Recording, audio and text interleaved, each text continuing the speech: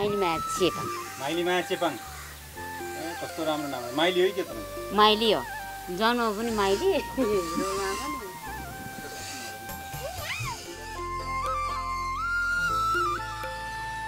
मकवानपुर जिल्लाको हाँडीखोलामा भेटिएको एउटा चेपाङ परिवारको कथा हो यो। सानो खेतबारी, सानो घर, सानो जहान परिवार, थोरै कुखुरा बाख्रा, जङ्गल छेउमा भेटिएको यो परिवारको सबै कुरा यहीँ देखिन्छ। हिँड्दा हिँड्दै एकान्त गाउँमा भेटिएको यो परिवारको सम्पत्ति सायद यही घर र वरपरको बारी हो। तर उनीहरूका मनमा कुनै चिन्ता भने थिएन। वन छेउमा बसेका दिलबहादुर र माइलीमाया चेपाङले वनलाई गरेको माया गजब थियो। वनको छेउमा बसेपछि बडो माया लाग्छ है बोट बिरुवाहरूको।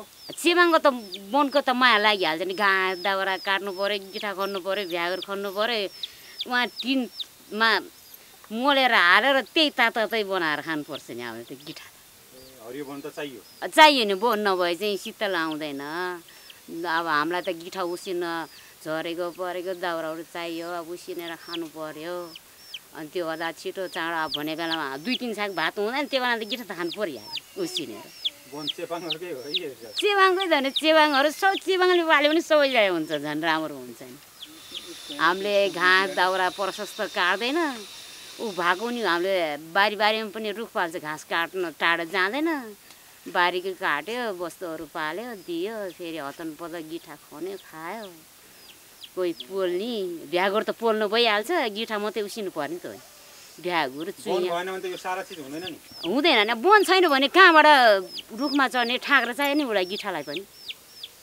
गिठा भ्यागुर ठाँग्रा नभए हुँदैन, भुइँतिर मात्रै फल्दैन। ठाँग्रामा गयो भने गेडा ठुलो हो नि त गिठाको। हामीले रोपेर टल्नु छ त। वनतिर गयो भने बोट बिरुवा मास्न चाहिँ डर लाग्छ तपाईँलाई? हामीले त मास्दैन बोट बिरुवा त।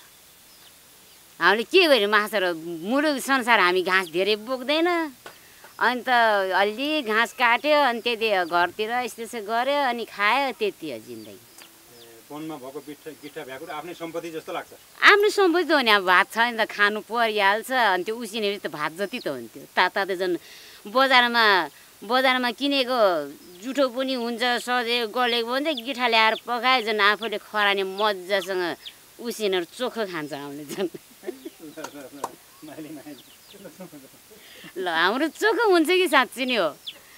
हामीले त खरानीमा नपकाइ खाँदैन, जे पनि हामी त ताजा खान्छ। बजारको त तरकारी पनि गलेको सधैँ कुहिएको फाल्यो, काट्यो, हामीले त आफैले रोप्यो, आफूले रोप्यो ताजा हामी खान्छ। गिठा भ्यागुर पनि खरानीमा बेस चुलातिर उसिन्यो, के गर्यो, पखाल्यो ताजा पानीमा। ल चिसो पानी पखालेर खानुपर्छ भने चिसो पानी खायो हामीलाई जाँदा। अब हामीलाई शीतल चाहिन्छ, हामीले तराईमा बस्नु सक्दैन।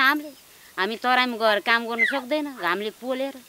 हाम्रो त शीतल भयो, यहाँ यतिमा यसो घाम लाग्यो भने त घामले पोलेर हामी बसिन्छ। अन्त हाम्रो जङ्गल राम्रो, जङ्गल जति राम्रो कहाँ हुन्छ? धन त छैन नि, चेपाङको धन कहाँ हुन्छ र? अब वनै छ धन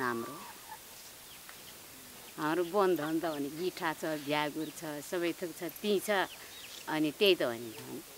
कति खुसी हुनुहुन्छ तपाईँ? अब खुसी त हो नि। वन जङ्गल भाँस्यो भने हामीले भने बेलामा स्याउल ल्याउनु पाउँदैन, अनि काठका गुड्की दाउराहरू केही ल्याउनु पनि पाउँदैन हामीले।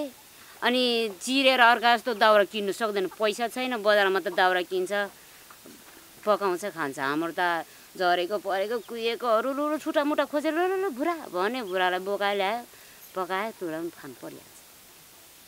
त्यस्तो हाम्रो चेपाङ जातिको के। यो वन छैन भने वन सिद्धिएपछि तपाईँको गिठा भ्यागुर हुँदैन, तरुल हुँदैन, अथवा कुनै पनि अब अक्सिजन हुँदैन होइन। अनि त्यहाँदेखि अब जङ्गल सिद्धिएपछि तपाईँ कहाँ पाउनु? वन जोगिए आफ्नो जीवन जोगिन्छ भन्ने उनीहरूको अनुभव सरकारले वन जोगाउन गरेको प्रयत्नभन्दा धेरै महत्त्वपूर्ण थियो।